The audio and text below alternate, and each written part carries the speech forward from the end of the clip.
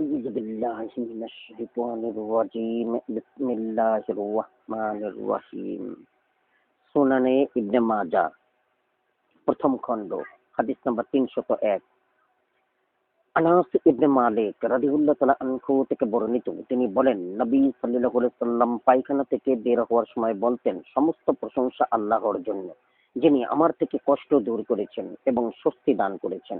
অনুচ্ছেদ 11 হাদিস নাম্বার 302 আয়েশা রাদিয়াল্লাহু তাআলা আনহা থেকে বর্ণিত রাসূলুল্লাহ সাল্লাল্লাহু আলাইহি ওয়াসাল্লাম সর্বাবস্থায় আল্লাহর জিকির করতেন। হাদিস নাম্বার 303 আনাস ইবনে মালিক রাদিয়াল্লাহু তাআলা আনহু থেকে বর্ণিত নবী সাল্লাল্লাহু আলাইহি ওয়াসাল্লাম পায়খানায় প্রবেশের আগে তারা আংটি খুলে রাখতেন।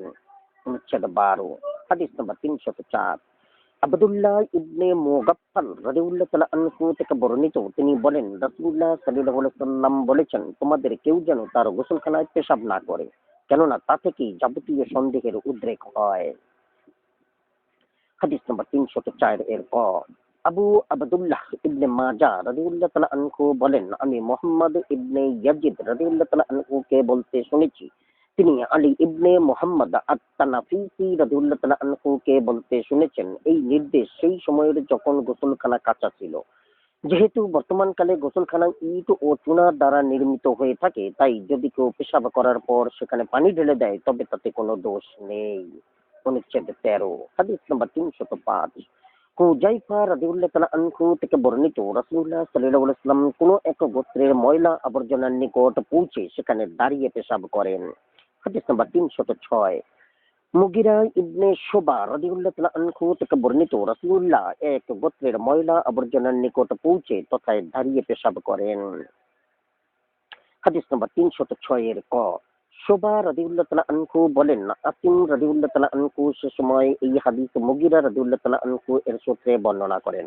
আমাস রাদিয়াল্লাহু তাআলা আনহু আবু ওয়াইল রাদিয়াল্লাহু তাআলা আনহু এর সূত্রে হুযায়ফা রাদিয়াল্লাহু তাআলা আনহু থেকে বর্ণনা করেছেন, কিন্তু আসিম তা ভুলে যান। এরপর আমি মনসুর রাদিয়াল্লাহু তাআলা আনহুকে জিজ্ঞাসা করলে তিনিও সেটি আবু ওয়াইল রাদিয়াল্লাহু তাআলা আনহু এর সূত্রে হুযায়ফা রাদিয়াল্লাহু তাআলা আনহু থেকে বর্ণনা করেন যে রাসূলুল্লাহ সাল্লাল্লাহু আলাইহি ওয়াসাল্লাম লোকদের ময়লা আবর্জনার স্তূপের নিকট পৌঁছে দাঁড়িয়ে পেশাব করেন।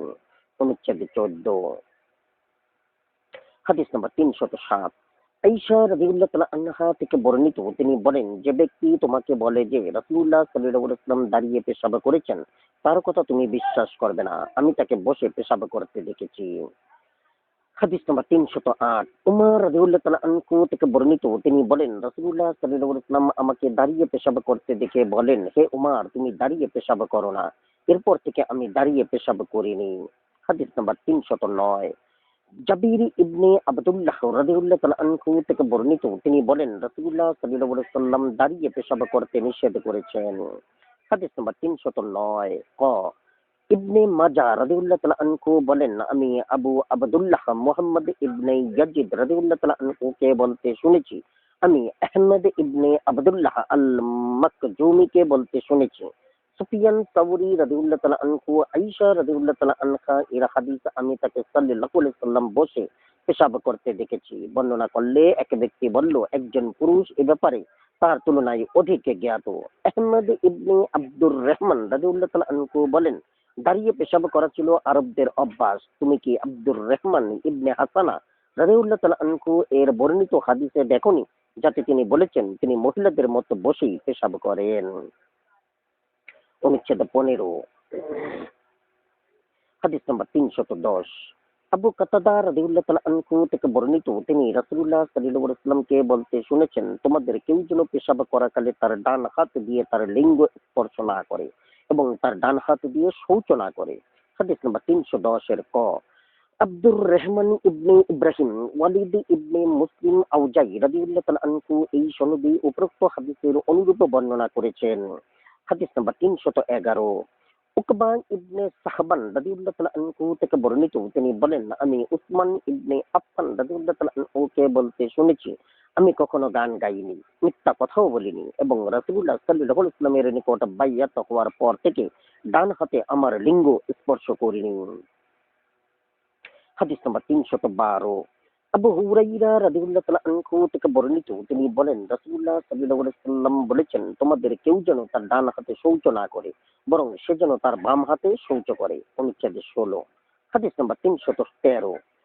আবু হুরাইরা রাদিয়াল্লাহু তাআলা আনহু থেকে বর্ণিত, তিনি বলেন রাসূলুল্লাহ সাল্লাল্লাহু আলাইহি সাল্লাম বলেছেন, আমি তোমাদের জন্য সন্তানের পিতার সমতুল্য। আমি তোমাদের শিক্ষা দিচ্ছি যে তোমরা পায়খানায় এসে কিবলাকে সামনে রেখেও বসবে না এবং পেছনেও রাখবে না।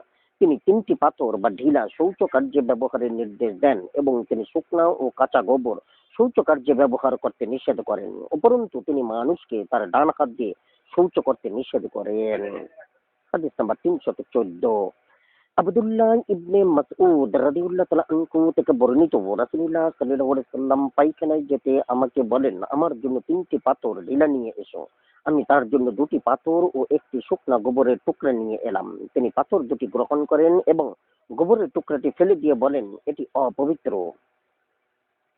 হাদিস নাম্বার 315। খুজাইমা ইবনে সাবিত রাদিয়াল্লাহু তাআলা আনহু থেকে বর্ণিত, তিনি বলেন রাসূলুল্লাহ সাল্লাল্লাহু আলাইহি সাল্লাম শৌচ করা সম্পর্কে বলেছেন, 3টি পাথর টুকরা হতে হবে যার সাথে কোনো নাপাক জিনিস নাই। হাদিস নাম্বার 316। সালমান রাদিয়াল্লাহু তাআলা আনহু থেকে বর্ণিত, তিনি বলেন কতক মুশরিক তাকে উপহাস করে বলল, আমি তোমাদের এই সাথীকে মুহাম্মদ দেখতে পাচ্ছি যে তিনি তোমাদের সব বিষয়ে শিক্ষা দেন, এমনকি পায়খানা পেশাব সম্পর্কেও। তিনি বলেন, হ্যাঁ, তিনি আমাদের নির্দেশ দিয়েছেন যে আমরা যেন কিবলামুখী হয়ে পায়খানা পেশাব না করি, ডান হাতে যেন শৌচ না করি এবং শৌচে 3টি পাথরের কম যেন ব্যবহার না করি, যার সাথে পশুর গোবর ও হাড় যেন না থাকে। অনুচ্ছেদ 17। হাদিস নাম্বার 317। আবদুল্লাহ ইবনুল হারিস ইবনে জাজঈ আজ জুবাইদি রাদিয়াল্লাহু তাআলা আনহু বলেন, আমি প্রথম ব্যক্তি যে নবী সাল্লাল্লাহু আলাইহি ওয়াসাল্লামকে বলতে শুনেছে, তোমাদের কেউ যেন কিবলামুখী হয়ে পেশাব না করে, এবং আমি প্রথম ব্যক্তি যে লোকদের নিকট এই হাদিস বর্ণনা করেছে। হাদিস নাম্বার 318। আতা ইবনে ইয়াজিদ রাদিয়াল্লাহু তাআলা আনহু থেকে বর্ণিত, তিনি আবু আইয়ুব আল আনসারী রাদিয়াল্লাহু তাআলা আনহুকে বলতে শুনেছেন, যে ব্যক্তি পায়খানায় যায় তাকে রাসূলুল্লাহ সাল্লাল্লাহু আলাইহি ওয়াসাল্লাম কিবলামুখী হয়ে বসতে নিষেধ করেছেন এবং বলেছেন, তোমরা পূর্বে অথবা পশ্চিমমুখী হয়ে বসো। হাদিস নাম্বার 319। মাকিল ইবনে আবু মাকিল আল্লাহ আসাদি রাদিয়াল্লাহু তাআলা আনহু থেকে বর্ণিত, তিনি নবী সাল্লাল্লাহু আলাইহি সাল্লামের সাহচর্য লাভ করেন। তিনি বলেন রাসূলুল্লাহ সাল্লাল্লাহু আলাইহি সাল্লাম আমাদেরকে দুই কিবলার দিকে মুখ করে পায়খানা অথবা পেশাব করতে নিষেধ করেছেন। হাদিস নাম্বার 320। আবু সাঈদ আল খুদরি রাদিয়াল্লাহু তাআলা আনহু থেকে বর্ণিত, তিনি রাসূলুল্লাহ সাল্লাল্লাহু আলাইহি ওয়াসাল্লাম সম্পর্কে সাক্ষ্য দেন যে তিনি আমাদের কিবলার দিকে মুখ করে পায়খানা ও পেশাব করতে নিষেধ করেছেন। হাদিস নাম্বার 321। জাবির রাদিয়াল্লাহু তাআলা আনহু থেকে বর্ণিত, তিনি আবু সাঈদ আল খুদরি রাদিয়াল্লাহু তাআলা আনহুকে বলতে শুনেছেন, রাসূলুল্লাহ সাল্লাল্লাহু আলাইহি ওয়াসাল্লাম আমাকে দাঁড়িয়ে পানীয় পান করতে এবং কিবলামুখী হয়ে পেশাব করতে নিষেধ করেছেন। অনুচ্ছেদ 18। হাদিস নাম্বার 322। আব্দুল্লাহ ইবনে উমার রাদিয়াল্লাহু তাআলা আনহু থেকে বর্ণিত, তিনি বলেন, লোকেরা বলে তুমি পায়খানায় কিবলামুখী হয়ে বসো না, কিন্তু একদিন আমি আমাদের ঘরের ছাদের উপর উঠে রাসূলুল্লাহ সাল্লাল্লাহু আলাইহি সাল্লামকে 2টি ইটের উপর উপবিষ্ট দেখতে পাই। তার মুখমণ্ডল বাইতুল মুকাদ্দাসের দিকে ছিল। এটা হচ্ছে ইয়াজিদ ইবনে হারুনের বর্ণিত হাদিস।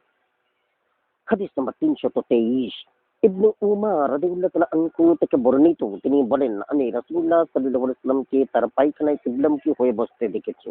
ঈসা রাদিয়াল্লাহু তাআলা আনহু বলেন, আমি বিষয়টি সাবি রাদিয়াল্লাহু তাআলা আনহুকে বললে তিনি বলেন, ইবনে উমার রাদিয়াল্লাহু তাআলা আনহু ও আবু হুরাইরা রাদিয়াল্লাহু তাআলা আনহু সত্য বলেছেন। আবু হুরাইরা রাদিয়াল্লাহু তাআলা আনহু এর উক্তি উন্মুক্ত ময়দানের বেলায় প্রযোজ্য। পায়খানা পেশাবে কেউ কিবলার দিকে মুখ করবে না এবং কিবলাকে পিছনেও রাখবে না। আর ইবনে উমার রাদিয়াল্লাহু তাআলা আনহু এর উক্তি প্রাচীর ঘেরা পায়খানা গৃহের বেলায় প্রযোজ্য। সেখানে কোনো কিবলা নাই, সেখানে তুমি যে দিকে ইচ্ছা মুখ ফিরিয়ে পায়খানা পেশাব করতে পারো। হাদিস নাম্বার 323 ক। আবুল হাসান ইবনে সালামা আবু হাতেম উবাইদুল্লাহ ইবনে মুসা রাদিয়াল্লাহু তাআলা আনহু এই সনদের সূত্রে পূর্বোক্ত হাদিসের অনুরূপ বর্ণনা করেছেন। হাদিস নাম্বার 324। আয়েশা রাদিয়াল্লাহু তাআলা আনহা থেকে বর্ণিত, তিনি বলেন রাসূলুল্লাহ সাল্লাল্লাহু আলাইহি ওয়াসাল্লামের নিকট একদল লোক সম্পর্কে আলোচনা করা হলো, যারা তাদের লজ্জাস্থানকে কিবলামুখী করতে অপছন্দ করে। তিনি বলেন, আমার মনে হয় তারা এরূপ করতে শুরু করে দিয়েছে, তোমরা আমার পায়খানা কিবলার দিকে ঘুরিয়ে দাও। হাদিস নাম্বার 324 ক।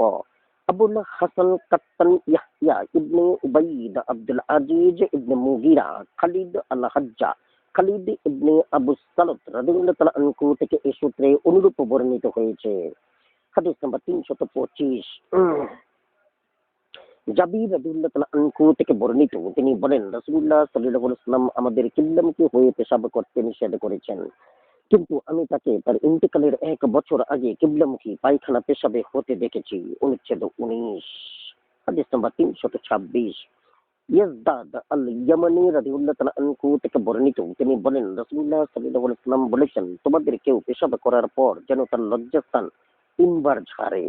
হাদিস নাম্বার 326 ক। আবুল হাসান ইবনে সালামা আলী ইবনে আব্দুল আজিজ আবু নুয়াইম জামআ রাদিয়াল্লাহু তাআলা আনহু এই সনদে অনুরূপ হাদিস বর্ণনা করেছেন। অনুচ্ছেদ 20। হাদিস নাম্বার 327। আয়েশা রাদিয়াল্লাহু তাআলা আনহা থেকে বর্ণিত, তিনি বলেন নবী সাল্লাল্লাহু আলাইহি সাল্লাম পেশাব করতে গেলেন এবং উমর রাদিয়াল্লাহু তাআলা আনহু পানি নিয়ে তার পিছে পিছে গেলেন। তিনি বলেন, হে উমর, এটা কি? উমর বলেন, পানি। তিনি বলেন, যখনই আমি পেশাব করব তখনই আমাকে ওযু করার নির্দেশ দেওয়া হয়নি, আমি তাই করলে তা সুন্নাত বাধ্যতামূলক হয়ে যেত। অনুচ্ছেদ 21। হাদিস নাম্বার 328।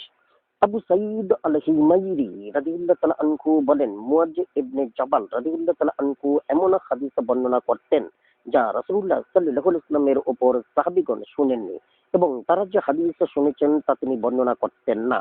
আব্দুল্লাহ ইবনে আমর রাদিয়াল্লাহু তাআলা আনহু তার বর্ণিত হাদিস সম্পর্কে অবহিত হয়ে বলেন, আল্লাহর শপথ, আমি রাসূলুল্লাহ সাল্লাল্লাহু আলাইহি ওয়াসাল্লামকে এই হাদিস বলতে শুনিনি।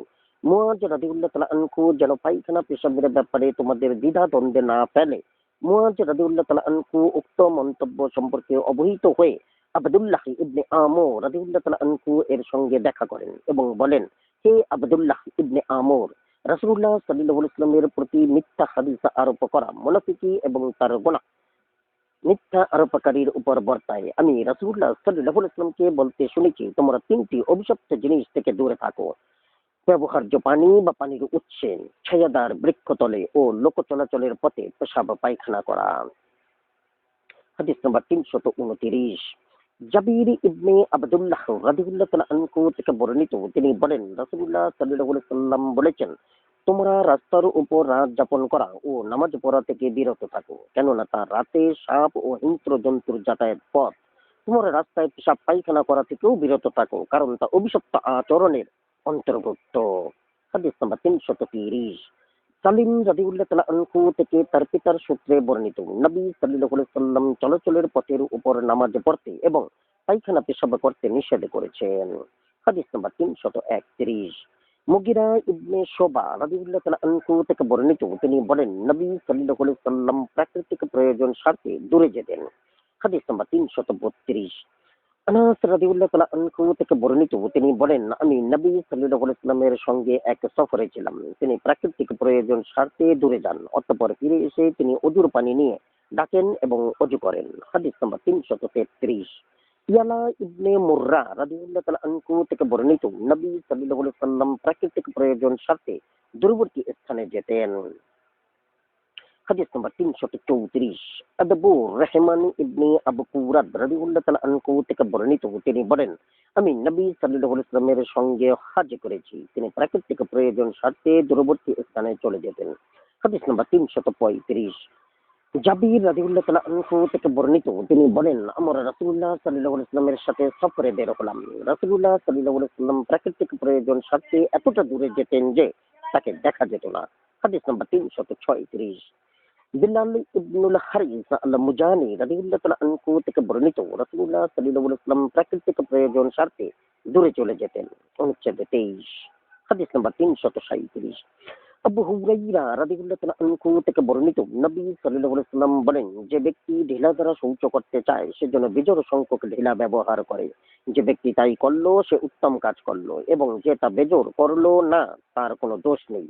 কেউ খেয়াল করলে সে যেন দাঁতের ফাঁক থেকে নির্গত জিনিস বাইরে ফেলে দেয়, যার মুখ থেকে লালা বের হয় সে যেন তা ফেলে দেয়। যে ব্যক্তি এরূপ করলো সে উত্তম কাজ করলো, এবং যে তা করলো না তার কোনো দোষ নেই। যে ব্যক্তি পায়খানায় যায় সে যেন আড়াল করে, এজন্য কিছু না পেলে সে যেন বালু স্তূপ করে তার দ্বারা আড়াল করে। কেননা শয়তান আদম সন্তানের পশ্চাদ্ধার নিয়ে খেলা করে। যে ব্যক্তি এরূপ করলো সে উত্তম কাজ করলো, আর যে তা করলো না তার কোনো দোষ নেই। হাদিস নাম্বার 338। আব্দুল মালিক ইবনু সাব্বাহ রাদিয়াল্লাহু তাআলা আনহু থেকে এই সনদ সূত্রে পূর্বোক্ত হাদিসের অনুরূপ বর্ণিত হয়েছে। তবে এই বর্ণনায় আরো আছে, যে ব্যক্তি সুরমা লাগায় সে যেন বিজোড় সংখ্যক বার লাগায়। যে ব্যক্তি এরূপ করলো সে উত্তম কাজ করলো, এবং যে এরূপ করেনি তার কোনো দোষ নেই। কারো মুখ থেকে কোনো কিছু বের হলে সে যেন তা উদ্গীরণ করে ফেলে দেয়। হাদিস নাম্বার 339। ইয়ালা ইবনে মুররা রাদিয়াল্লাহু তাআলা আনহু থেকে তার পিতার সূত্রে বর্ণিত, তিনি বলেন, আমি নবী সাল্লাল্লাহু আলাইহি ওয়াসাল্লামের সাথে সফরে ছিলাম। তিনি পায়খানা করার ইচ্ছা করলে আমাকে বলেন, এই গাছ দুইটিকে ডেকে আনো। ওয়াকি রাদিয়াল্লাহু তাআলা আনহু এর বর্ণনায় আছে, তা ছিল দুটি ছোট খেজুর গাছ। তুমি গাছ দুটিকে বলো, রাসূলুল্লাহ সাল্লাল্লাহু আলাইহি ওয়াসাল্লাম তোমাদের উভয়কে একত্র হওয়ার নির্দেশ দিচ্ছেন। অতএব গাছ দুইটি একত্র হলে তিনি তাদের দ্বারা আড়াল করলেন এবং তার প্রাকৃতিক প্রয়োজন সারলেন। অতঃপর তিনি আমাকে বলেন, তুমি ওদের কাছে গিয়ে বলো তারা যেন স্বস্থানে ফিরে যায়। অতএব আমি গাছ দুটির নিকটে গিয়ে তাই বললাম এবং এরা স্বস্থানে ফিরে গেল। হাদিস নাম্বার 340।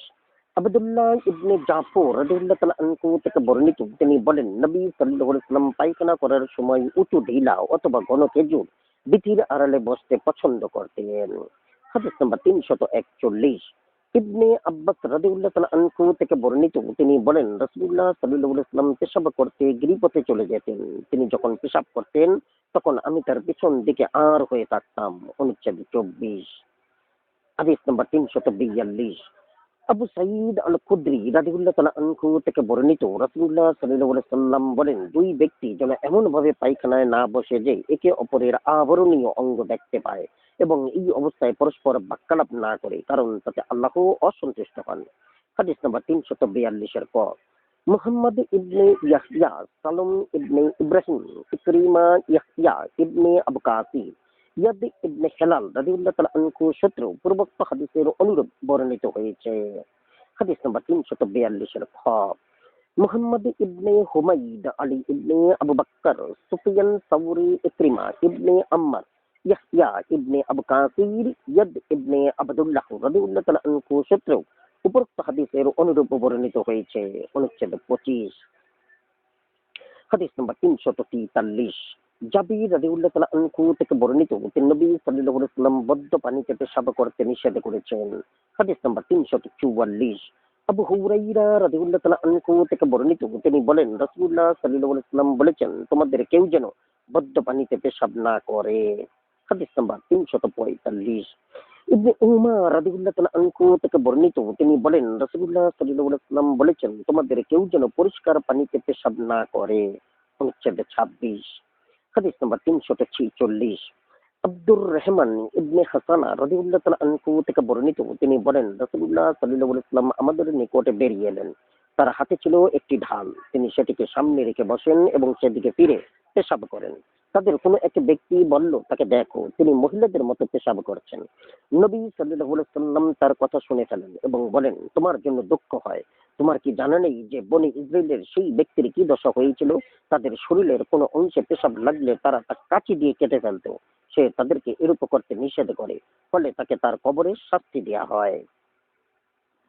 হাদিস নাম্বার 346 এর ক। আবুল হাসান ইবনে সালামা, আবু হাতেম, ওবাইদুল্লাহ ইবনে মুসা, আমাশ রাদিয়াল্লাহু তাআলা আনহু থেকে এই সূত্রে উপরোক্ত হাদিসের অনুরূপ বর্ণিত হয়েছে। হাদিস নাম্বার 347। ইবনে আব্বাস রাদিয়াল্লাহু তাআলা আনহু থেকে বর্ণিত, তিনি বলেন, রাসূলুল্লাহ সাল্লাল্লাহু আলাইহি ওয়াসাল্লাম দুটি নতুন কবর অতিক্রম করাকালে বলেন, তাদেরকে শাস্তি দেওয়া হচ্ছে। এদেরকে কোনো কঠিন অপরাধের জন্য শাস্তি দেওয়া হচ্ছে না। এদের একজন পেশাব থেকে সাবধানতা অবলম্বন করত না এবং অপরজন চগলখড়ি করে বেড়াতো। হাদিস নাম্বার 348। আবু হুরাইরা রাদিয়াল্লাহু তাআলা আনহু থেকে বর্ণিত, তিনি বলেন, রাসূলুল্লাহ সাল্লাল্লাহু আলাইহি ওয়াসাল্লাম বলেছেন, বেশিরভাগ কবর আযাব পেশাব থেকে অসতর্কতার কারণেই হয়ে থাকে। হাদিস নাম্বার 349। আবু বকরা রাদিয়াল্লাহু তাআলা আনহু থেকে বর্ণিত, তিনি বলেন, নবী সাল্লাল্লাহু আলাইহি ওয়াসাল্লাম দুটি কবর অতিক্রম করার সময় বলেন, নিশ্চয়ই এই দুই কবরবাসীকে শাস্তি দেওয়া হচ্ছে এবং তাদেরকে কোনো কঠিন অপরাধের জন্য শাস্তি দেওয়া হচ্ছে না। এদের একজনকে পেশাবের অসতর্কতার কারণে শাস্তি দেওয়া হচ্ছে এবং অপরজনকে গীবত করার কারণে শাস্তি দেওয়া হচ্ছে। অনুচ্ছেদ 27। হাদিস নম্বর 350। আল মুহাজির ইবনে কুনফুজ রাদিয়াল্লাহু তাআলা আনহু থেকে বর্ণিত, তিনি বলেন, আমি নবী সাল্লাল্লাহু আলাইহি ওয়াসাল্লামের নিকট আসলাম। তিনি অজু করছিলেন, আমি তাকে সালাম দিলাম, তিনি আমার সালামের উত্তর দিলেন না। তিনি তার অজু সমাপনান্তে বললেন, আমি এজন্য তোমার সালামের উত্তর দেইনি যে তখন আমি অজুবিহীন ছিলাম। হাদিস নম্বর 350 ক।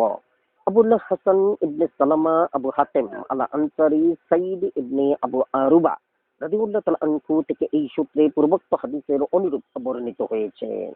হাদিস নম্বর 351। আবু হুরাইরা রাদিয়াল্লাহু তাআলা আনহু থেকে বর্ণিত, তিনি বলেন, এক ব্যক্তি নবী সাল্লাল্লাহু আলাইহি ওয়াসাল্লামের নিকটে দিয়ে যাচ্ছিল, তখন তিনি পেশাবরত ছিলেন। সে তাকে সালাম করলে তিনি তার সালামের উত্তর দিলেন না। তিনি পেশাব শেষ করে তার দুই হাতের তালু মাটিতে মারেন এবং তায়াম্মুম করেন, অতঃপর তার সালামের উত্তর দেন।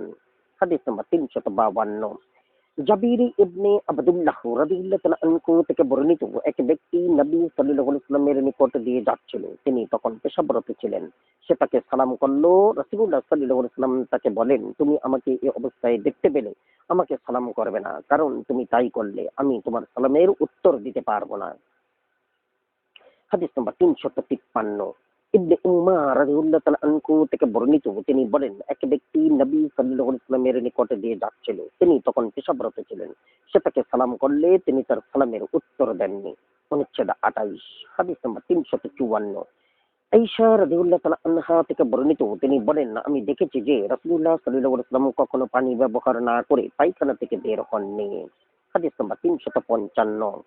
আবু আইয়ুব আল আনসারী জাবির ইবনে আবদুল্লাহ ও আনাস ইবনে মালিক রাদিয়াল্লাহু তাআলা আনহু থেকে বর্ণিত, নিম্নোক্ত আয়াত নাজিল হলে অনুবাদ, সেখানে এমন লোক আছে যারা পবিত্রতা অর্জন করতে ভালোবাসে এবং পবিত্রতা অর্জনকারীদের আল্লাহ পছন্দ করেন। সূরা তাওবা 108।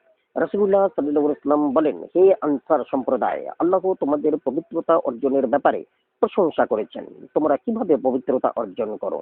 তারা বলেন, আমরা নামাজের জন্য অজু করি, জানাবাতের শারীরিক অপবিত্রতা দূরীকরণের জন্য গোসল করি এবং পানি দিয়ে শৌচ করি। তিনি বলেন, এটাই প্রশংসার কারণ, অতএব তোমরা এটাকে অপরিহার্য রূপে ধারণ করো। হাদিস নাম্বার 356। আয়েশা রাদিয়াল্লাহু তাআলা আনহা থেকে বর্ণিত, নবী সাল্লাল্লাহু আলাইহি ওয়াসাল্লাম পায়খানা করে তার পশ্চাৎ 3 বার ধৌত করতেন। ইবনে উমার রাদিয়াল্লাহু তাআলা আনহু বলেন, আমরাও তাই করেছি এবং এটাকে নিরাময় ও পবিত্রতার উপায় হিসেবে পেয়েছি। হাদিস নাম্বার 356 ক। আবুল হাসান ইবনে সালামা আবু হাতেম ও ইব্রাহিম ইবনে সুলাইমান আল ওয়াসিতি আবু নুয়াইম শরিক রাদিয়াল্লাহু তাআলা আনহু থেকে এ সূত্রে পূর্বোক্ত হাদিসের অনুরূপ বর্ণিত হয়েছে। হাদিস নম্বর 357। আবু হুরাইরা রাদিয়াল্লাহু তাআলা আনহু থেকে বর্ণিত, তিনি বলেন, রাসূলুল্লাহ সাল্লাল্লাহু আলাইহি ওয়াসাল্লাম বলেছেন, নিম্নোক্ত আয়াত কুবাবাসী সম্পর্কে নাজিল হয়েছে। অনুবাদ, সেখানে এমন লোক আছে যারা পবিত্রতা অর্জন করতে ভালোবাসে এবং পবিত্রতা অর্জনকারীদের আল্লাহ পছন্দ করেন। সূরা তাওবা 108। রাবী বলেন, তারা পানি দিয়ে শৌচ করত, তাই তাদের প্রশংসায় এই আয়াত নাজিল হয়। অনুচ্ছেদ 29। হাদিস নম্বর 358। আবু হুরাইরা রাদিয়াল্লাহু তাআলা আনহু থেকে বর্ণিত, নবী সাল্লাল্লাহু আলাইহি ওয়াসাল্লাম পায়খানা করার পর বদনার পানি দিয়ে শৌচ করতেন, অতঃপর তার হাত মাটিতে ঘষতেন। হাদিস নম্বর 358 ক। আবুল হাসান ইবনে সালামা আবু হাতেম সাইদ ইবনে সুলাইমান আল ওয়াসিতি শারিক রাদিয়াল্লাহু তাআলা আনহু থেকে এই সনদে উপরোক্ত হাদিসের অনুরূপ বর্ণিত হয়েছে। হাদিস নম্বর 359। জারির রাদিয়াল্লাহু তাআলা আনহু থেকে বর্ণিত, নবী সাল্লাল্লাহু আলাইহি ওয়াসাল্লাম ঝোপের মাঝে প্রবেশ করেন এবং তার প্রাকৃতিক প্রয়োজন পূরণ করেন। জারির রাদিয়াল্লাহু তাআলা আনহু তার নিকটে এক পাত্র পানি নিয়ে আসেন, তা দিয়ে তিনি শৌচ করেন এবং তার হাত মাটিতে ঘষেন। অনুচ্ছেদে 30। হাদিস নম্বর 360। জাবির রাদিয়াল্লাহু তাআলা আনহু থেকে বর্ণিত, তিনি বলেন, নবী সাল্লাল্লাহু আলাইহি ওয়াসাল্লাম আমাদেরকে পানির মশকের মুখ বন্ধ করতে এবং পানপাত্র সমূহ ঢেকে রাখতে নির্দেশ দিয়েছেন। হাদিস নম্বর 361। আয়েশা রাদিয়াল্লাহু তাআলা আনহা থেকে বর্ণিত, তিনি বলেন, আমি রাতের বেলা রাসূলুল্লাহ সাল্লাল্লাহু আলাইহি ওয়াসাল্লামের জন্য 3টি পানির পাত্র মুখ বন্ধ করে রেখে দিতাম। একটি তার ওযুর জন্য, একটি তার মিসওয়াকের জন্য এবং একটি তার পান করার জন্য। হাদিস নম্বর 362।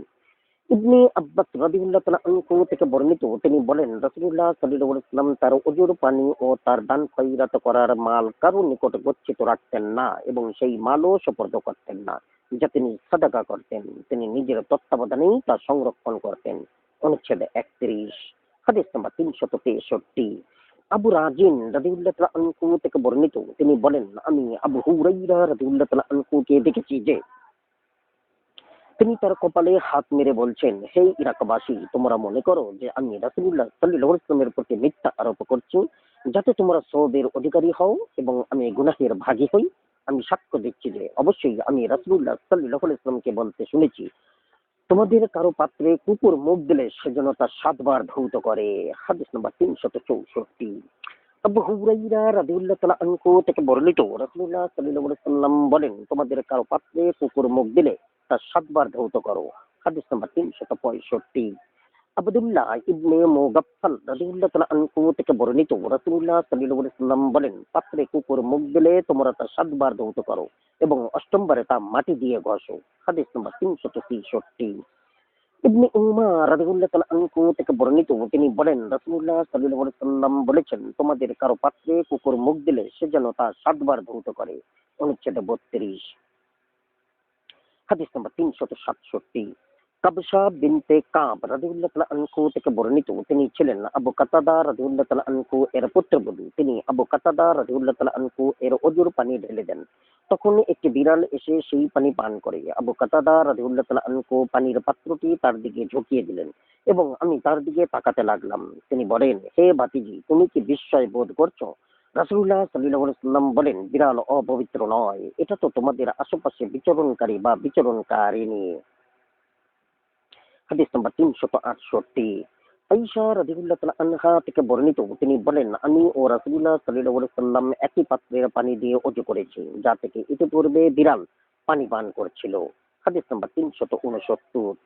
আবু হুরায়রা রাদিয়াল্লাহু তাআলা আনহু থেকে বর্ণিত, তিনি বলেন রাসূলুল্লাহ সাল্লাল্লাহু আলাইহি ওয়াসাল্লাম বলেছেন, বিড়াল নামাজ নষ্ট করে না কারণ তা ঘরের জিনিসপত্রের অন্তর্ভুক্ত। অনুচ্ছেদ 33, হাদিস নাম্বার 370। ইবনে আব্বাস রাদিয়াল্লাহু তাআলা আনহু থেকে বর্ণিত, তিনি বলেন, নবী সাল্লাল্লাহু আলাইহি ওয়াসাল্লামের এক স্ত্রী একটি বড় পাত্রের পানি দিয়ে গোসল করেন। অতঃপর নবী সাল্লাল্লাহু আলাইহি ওয়াসাল্লাম গোসল অথবা ওযু করতে আসলে তিনি বলেন, ইয়া রাসূলুল্লাহ, আমি অপবিত্র ছিলাম এবং এই পাত্রের পানি দিয়ে গোসল করেছি। তিনি বলেন, পানি অপবিত্র হয় না। হাদিস নাম্বার 371। ইবনে আব্বাস রাদিয়াল্লাহু তাআলা আনহু থেকে বর্ণিত, নবী সাল্লাল্লাহু আলাইহি ওয়াসাল্লামের এক স্ত্রী নাপাকের গোসল করেন। অতঃপর নবী সাল্লাল্লাহু আলাইহি ওয়াসাল্লাম তার গোসলের উদ্বৃত্ত পানি দিয়ে ওযু ও গোসল করেন। হাদিস নাম্বার 372। নবী সাল্লাল্লাহু আলাইহি ওয়াসাল্লামের স্ত্রী মাইমুনা রাদিয়াল্লাহু তাআলা আনহু থেকে বর্ণিত, তার নাপাকের গোসলের উদ্বৃত্ত পানি দিয়ে নবী সাল্লাল্লাহু আলাইহি ওয়াসাল্লাম ওযু করেন। অনুচ্ছেদ 34, হাদিস নাম্বার 373। হাকাম ইবনে আমর রাদিয়াল্লাহু তাআলা আনহু থেকে বর্ণিত, রাসূলুল্লাহ সাল্লাল্লাহু আলাইহি ওয়াসাল্লাম পুরুষকে নারীর ওযুর উদ্বৃত পানি দিয়ে ওযু করতে নিষেধ করেছেন। হাদিস নাম্বার 374। আব্দুল্লাহ ইবনে সারজিস রাদিয়াল্লাহু তাআলা আনহু থেকে বর্ণিত, তিনি বলেন, রাসূলুল্লাহ সাল্লাল্লাহু আলাইহি ওয়াসাল্লাম পুরুষকে নারীর ওযুর উদ্বৃত পানি দিয়ে এবং নারীকে পুরুষের উদ্বৃত পানি দিয়ে ওযু গোসল করতে নিষেধ করেছেন, তবে তারা স্বামী স্ত্রী একত্রে গোসল করতে পারে। ইমাম আবু আব্দুল্লাহ ইবনে মাজাহ রাদিয়াল্লাহু তাআলা আনহু বলেন, প্রথমোক্ত বক্তব্যই সঠিক এবং শেষোক্ত বক্তব্য ধারণা মাত্র। হাদিস নাম্বার 374 ক। আবুল হাসান ইবনে সালামা, আবু হাতেম ও আবু উসমান আল মুহারিবি আল মুআল্লা ইবনে আসাদ রাদিয়াল্লাহু তাআলা আনহু থেকে এই সূত্রে উপরোক্ত হাদিসের অনুরূপ বর্ণিত হয়েছে। হাদিস নাম্বার 375। আলী রাদিয়াল্লাহু তাআলা আনহু থেকে বর্ণিত, তিনি বলেন, নবী সাল্লাল্লাহু আলাইহি ওয়াসাল্লাম ও তার স্ত্রী একই পাত্রের পানি দিয়ে গোসল করতেন, তবে তাদের একজন অপরজনের উদ্ধৃত পানি দিয়ে গোসল করতেন না। অনুচ্ছেদ 35, হাদিস নাম্বার 376।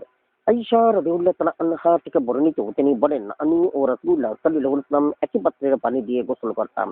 হাদিস নাম্বার 377। ইবনে আব্বাস রাদিয়াল্লাহু তাআলা আনহু এর খালা মাইমুনা রাদিয়াল্লাহু তাআলা আনহা থেকে বর্ণিত, তিনি বলেন, আমি ও রাসূলুল্লাহ সাল্লাল্লাহু আলাইহি ওয়াসাল্লাম একই পাত্রের পানি দিয়ে গোসল করতাম। হাদিস নাম্বার 378। উম্মু হানি রাদিয়াল্লাহু তাআলা আনহু থেকে বর্ণিত, নবী সাল্লাল্লাহু আলাইহি ওয়াসাল্লাম ও মাইমুনা রাদিয়াল্লাহু তাআলা আনহু একই পাত্রের পানি দিয়ে গোসল করেন যাতে আটার দাগ লেগেছিল। হাদিস নাম্বার 379। জাবির ইবনে আবদুল্লাহ রাদিয়াল্লাহু তাআলা আনহু থেকে বর্ণিত, তিনি বলেন রাসূলুল্লাহ সাল্লাল্লাহু আলাইহি ওয়াসাল্লাম ও তার স্ত্রীগণ একই পাত্রের পানি দিয়ে গোসল করতেন। হাদিস নাম্বার 380।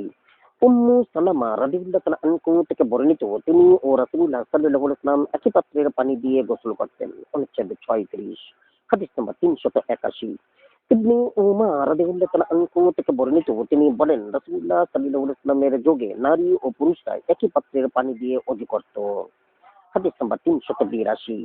উম্মু সুবাইয়া আল জোহানিয়া রাদিয়াল্লাহু তাআলা আনহা থেকে বর্ণিত, তিনি বলেন একই পাত্রের পানি দিয়ে ওযু করার কারণে কখনো কখনো আমার হাতের সাথে রাসূলুল্লাহ সাল্লাল্লাহু আলাইহি ওয়াসাল্লামের হাতের স্পর্শ লাগতো। ইমাম আবু আবদুল্লাহ ইবনে মাজাহ রাদিয়াল্লাহু তাআলা আনহু বলেন, আমি মুহাম্মদ ইবনে ইসমাইল আল বুখারী রাদিয়াল্লাহু তাআলা আনহুকে বলতে শুনেছি যে উম্মু সুবাইয়া হলেন খাওলা বিনতে কাইস রাদিয়াল্লাহু তাআলা আনহু। আমি বিষয়টি আবু জুরআ রাদিয়াল্লাহু তাআলা আনহু এর নিকট উত্থাপন করলে তিনি বলেন মুহাম্মদ রাদিয়াল্লাহু তাআলা আনহু সত্য বলেছেন। হাদিস নাম্বার 383। ঈশা রাদিয়াল্লাহু তাআলা আনহা থেকে বর্ণিত, তিনি ও নবী সাল্লাল্লাহু আলাইহি ওয়াসাল্লাম নামাজের জন্য একত্রে ওযু করতেন। অনুচ্ছেদ 37। হাদিস নাম্বার 384। আব্দুল্লাহ ইবনে মাসউদ রাদিয়াল্লাহু তাআলা আনহু ঘেষ থেকে বর্ণিত, রাসূলুল্লাহ সাল্লাল্লাহু আলাইহি ওয়াসাল্লাম লাইলাতুল জিন্ন তাকে জিজ্ঞাসা করেন, তোমার সাথে ওযুর পানি আছে কি? তিনি বলেন, না, তবে একটি পাত্রে কিছু নাবিজ আছে। তিনি বলেন, খেজুরও পবিত্র এবং পানিও পবিত্র। অতঃপর তিনি ওযু করলেন। এটা ওয়াকি রাদিয়াল্লাহু তাআলা আনহু এর বর্ণিত হাদিস। হাদিস নাম্বার 385। আব্দুল্লাহ ইবনে আব্বাস রাদিয়াল্লাহু তাআলা আনহু থেকে বর্ণিত, রাসূলুল্লাহ সাল্লাল্লাহু আলাইহি ওয়াসাল্লাম ইবনে মাসউদ রাদিয়াল্লাহু তাআলা আনহুকে লাইলাতুল জিন্ন বলেন, তোমার সাথে পানি আছে কি? তিনি বলেন, না, তবে একটি পাত্রে নাবিজ আছে। রাসূলুল্লাহ সাল্লাল্লাহু আলাইহি ওয়াসাল্লাম বলেন, খেজুরও পবিত্র এবং পানিও পবিত্র, আমাকে তা ঢেলে দাও। রাবী বলেন, আমি তাকে নাবিজ ঢেলে দেই এবং তিনি তা দিয়ে ওযু করেন। অনুচ্ছেদ 38। হাদিস নাম্বার 386। আবু হুরায়রা রাদিয়াল্লাহু তাআলা আনহু থেকে বর্ণিত, তিনি বলেন, এক ব্যক্তি রাসূলুল্লাহ সাল্লাল্লাহু আলাইহি ওয়াসাল্লামের নিকট এসে বলল, ইয়া রাসূলুল্লাহ, আমরা সমুদ্রে যাতায়াত করে থাকি এবং আমাদের সাথে খুব কম পানি থাকে। যদি আমরা তা দিয়ে ওযু করি তাহলে পিপাসার্ত হব। আমরা কি সমুদ্রের পানি দিয়ে ওযু করতে পারি? রাসূলুল্লাহ সাল্লাল্লাহু আলাইহি ওয়াসাল্লাম বলেন, সমুদ্রের পানি পবিত্র এবং তার মৃত প্রাণীও হালাল। হাদিস নাম্বার 387। ইবনুল ফিরাসি রাদিয়াল্লাহু তাআলা আনহু থেকে বর্ণিত, তিনি বলেন, আমি শিকারে যেতাম এবং আমার একটি পানির মশক ছিল, তাতে পানির পানি পেতাম এবং সমুদ্রের পানি দ্বারা ওযু করতাম। আমি বিষয়টি রাসূলুল্লাহ সাল্লাল্লাহু আলাইহি ওয়াসাল্লামের কাছে উত্থাপন করলাম। তিনি বলেন, তার পানি পবিত্র এবং তার মৃত প্রাণীও হালাল। হাদিস নাম্বার 388। জাবির রাদিয়াল্লাহু তাআলা আনহু থেকে বর্ণিত, নবী সাল্লাল্লাহু আলাইহি ওয়াসাল্লামকে সমুদ্রের পানি সম্পর্কে জিজ্ঞাসা করা হলো। তিনি বলেন, তার পানি পবিত্র এবং তার মৃত প্রাণীও হালাল। হাদিস নাম্বার 388 এর ক। আবুল হাসান ইবনে সালামা, আলী ইবনুল হাসান আল্লাহ হাস্তাজানি, আহমদ ইবনে হাম্বল, আবুল কাসিম ইবনে আবুদ জিনাদ, ইসহাক ইবনে আজম, উবাইদুল্লাহ ইবনে মিকসাম, জাবির ইবনে আবদুল্লাহ রাদিয়াল্লাহু তাআলা আনহু থেকে বর্ণিত, নবী সাল্লাল্লাহু আলাইহি ওয়াসাল্লাম বলেছেন পূর্বোক্ত হাদিসের অনুরূপ। অনুচ্ছেদ 39। হাদিস নম্বর 389। মুগিরা ইবনে শোবা রাদিয়াল্লাহু তাআলা আনহু থেকে বর্ণিত, তিনি বলেন, নবী সাল্লাল্লাহু আলাইহি ওয়াসাল্লাম তার কোনো প্রয়োজনে পায়খানায় বের হয়ে গেলেন। তিনি ফিরে এলে আমি পানির বদনাসহ তার কাছে গেলাম এবং তাকে পানি ঢেলে দিতে লাগলাম। তিনি তার হস্তদ্বয় ধৌত করলেন, তারপর মুখমণ্ডল ধৌত করলেন। তিনি তার বাহুদ্বয় ধৌত করতে চাইলে তার জুব্বার হাতাদ্বয় সংকীর্ণ হওয়াতে তার দুই হাত জুব্বার নিম্নভাগ দিয়ে বের করলেন এবং তা ধুইলেন। অতঃপর তার মোজাদ্বয়ের উপরিভাগে মাসহ করলেন। তারপর আমাদের সাথে নামাজ পড়লেন। হাদিস নাম্বার 390। আর রুবাই বিনতে মুআব্বিজ রাদিয়াল্লাহু তাআলা আনহু থেকে বর্ণিত, তিনি বলেন, আমি নবী সাল্লাল্লাহু আলাইহি ওয়াসাল্লামের জন্য উযুর পানি নিয়ে এলাম। তিনি বলেন, পানি ঢালতে থাকো। আমি পানি ঢাললাম। তিনি তার মুখমণ্ডল ও দুই হাতের কনুই পর্যন্ত ধৌত করলেন। তিনি পুনরায় পানি নিয়ে তা দিয়ে তার মাথা, সম্মুখ ও পেছন ভাগ সহ মাসহ করলেন এবং তার উভয় পা প্রতিটি অঙ্গ 3 বার করে ধৌত করলেন। হাদিস নাম্বার 391। সাফওয়ান ইবনে আসসাল রাদিয়াল্লাহু তাআলা আনহু থেকে বর্ণিত, তিনি বলেন, নবী সাল্লাল্লাহু আলাইহি ওয়াসাল্লাম সফরে ও বাড়িতে থাকাকালে আমি তার ওযুর পানি ঢেলে দিয়েছি। হাদিস নাম্বার 392। রাসূলুল্লাহ সাল্লাল্লাহু আলাইহি ওয়াসাল্লামের কন্যা রুকাইয়া রাদিয়াল্লাহু তাআলা আনহু এর দাসী উম্মে আইয়াশ রাদিয়াল্লাহু তাআলা আনহা থেকে বর্ণিত, তিনি বলেন, আমি রাসূলুল্লাহ সাল্লাল্লাহু আলাইহি ওয়াসাল্লামকে করাতাম। আমি দাঁড়িয়ে পানি ঢালতাম এবং তিনি বসে ওযু করতেন। অনুচ্ছেদ 40, হাদিস নম্বর 393। আবু হুরাইরা রাদিয়াল্লাহু তাআলা আনহু বলতেন, রাসূলুল্লাহ সাল্লাল্লাহু আলাইহি ওয়াসাল্লাম বলেছেন, তোমাদের কেউ রাতের ঘুম থেকে জাগ্রত হয়ে তার হাত ২ অথবা ৩ বার না ধোয়া পর্যন্ত যেন পানির পাত্রে প্রবেশ না করায়, কেননা তোমাদের কেউ জানে না যে তার হাত কোথায় রাত কাটিয়েছে। হাদিস নম্বর ৩৯৪। সালিম রাদিয়াল্লাহু তাআলা আনহু থেকে তার পিতার সূত্রে বর্ণিত, তিনি বলেন, রাসূলুল্লাহ সাল্লাল্লাহু আলাইহি ওয়াসাল্লাম বলেছেন, তোমাদের কেউ তার ঘুম থেকে জাগ্রত হয়ে তার হাত ধোয়ার পূর্বে যেন পানির পাত্রে প্রবেশ না করায়। হাদিস নাম্বার ৩৯৫। জাবির রাদিয়াল্লাহু তাআলা আনহু থেকে বর্ণিত, তিনি বলেন, রাসূলুল্লাহ সাল্লাল্লাহু আলাইহি ওয়াসাল্লাম বলেছেন, তোমাদের কেউ ঘুম থেকে উঠে ওযু করার ইচ্ছা করলে সেজন্য তার হাত ধোয়ার আগে তার ওযুর পানিতে প্রবেশ না করায়, কেননা সে জানে না যে তার হাত কোথায় রাত কাটিয়েছে এবং সে তার হাত কিসের উপর রেখেছিল। হাদিস নাম্বার ৩৯৬। আল হারিস রাদিয়াল্লাহু তাআলা আনহু থেকে বর্ণিত, তিনি বলেন, আলী রাদিয়াল্লাহু তাআলা আনহু পানি নিয়ে ডাকলেন। তিনি তার ২ হাত পাত্রে ঢোকানোর পূর্বেই ধুয়ে নিলেন। অতঃপর তিনি বলেন, আমি রাসূলুল্লাহ সাল্লাল্লাহু আলাইহি ওয়াসাল্লামকে এরূপ করতে দেখেছি। হাদিস নাম্বার ৩৯৭। আবু সাঈদ রাদিয়াল্লাহু তাআলা আনহু থেকে বর্ণিত, নবী সাল্লাল্লাহু আলাইহি ওয়াসাল্লাম বলেন, যে ব্যক্তি ওযুর সময় আল্লাহর নাম স্মরণ করেনি তার ওযু হয়নি। হাদিস নাম্বার ৩৯৮। সাঈদ ইবনে যায়েদ রাদিয়াল্লাহু তাআলা আনহু থেকে বর্ণিত, তিনি বলেন, রাসূলুল্লাহ সাল্লাল্লাহু আলাইহি ওয়াসাল্লাম বলেছেন, যার ওযু হয়নি তার নামাজ হয়নি এবং যে ব্যক্তি ওযুর সময় বিসমিল্লাহ বলেনি তার ওযু হয়নি। হাদিস নাম্বার ৩৯৯। আবু হুরায়রা রাদিয়াল্লাহু তাআলা আনহু থেকে বর্ণিত, তিনি বলেন, রাসূলুল্লাহ সাল্লাল্লাহু আলাইহি ওয়াসাল্লাম বলেছেন, যার ওযু হয়নি তার নামাজ হয়নি এবং যে ব্যক্তি ওযুর সময় বিসমিল্লাহ বলেনি তার ওযু হয়নি। হাদিস নাম্বার ৪০০। সাহল ইবনে সাদ আস-সাইদি রাদিয়াল্লাহু তাআলা আনহু থেকে বর্ণিত, নবী সাল্লাল্লাহু আলাইহি ওয়াসাল্লাম বলেন, যার ওযু হয়নি তার নামাজ হয়নি এবং যে ব্যক্তি ওযুর সময় বিসমিল্লাহ বলেনি তার ওযু হয়নি। যে ব্যক্তি নবী সাল্লাল্লাহু আলাইহি ওয়াসাল্লামের প্রতি দুরূদ পড়েনি এবং তার নামাজ, এবং যে ব্যক্তি আনসারদের ভালোবাসে না তার নামাজ হয় না। হাদিস নাম্বার ৪০০। এরপর আবুল হাসান ইবনে সালামা, আবু হাতেম, ইসা উবাইস ইবনে মারহুম, আলা আত্তার, আব্দুল মুহাইমিন ইবনে আব্বাস রাদিয়াল্লাহু তাআলা আনহু সূত্রে পূর্বোক্ত হাদিসের অনুরূপ বর্ণিত হয়েছে। আমানতু বিল্লাহ। জাযাকুমুল্লাহ খাইরান। আসসালামু আলাইকুম।